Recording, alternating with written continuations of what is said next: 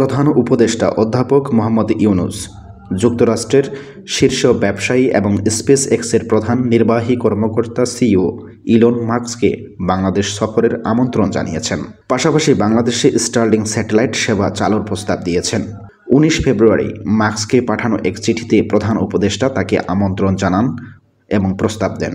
চিঠিতে প্রধান উপদেষ্টা উল্লেখ করেন, ইলন মাস্ক বাংলাদেশ সফর দেশের তরুণ-তরুণীদের সঙ্গে সাক্ষাতের সুযোগ করে দেবে, যারা এই অগ্রণী প্রযুক্তির অন্যতম প্রধান সুবিধাভোগী হবে।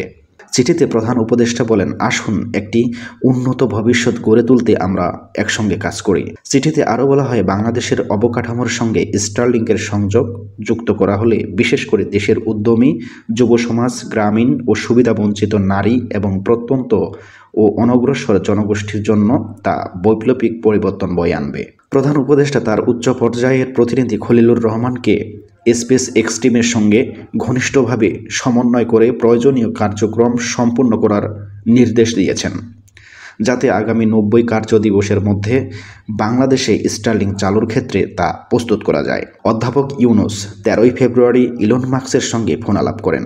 এ সময় ভবিষ্যৎ সহযোগিতার সম্ভাবনা এবং বাংলাদেশ স্টারলিংক স্যাটেলাইট ইন্টারনেট সেবা চালুর অগ্রগতি নিয়ে আলোচনা হয়।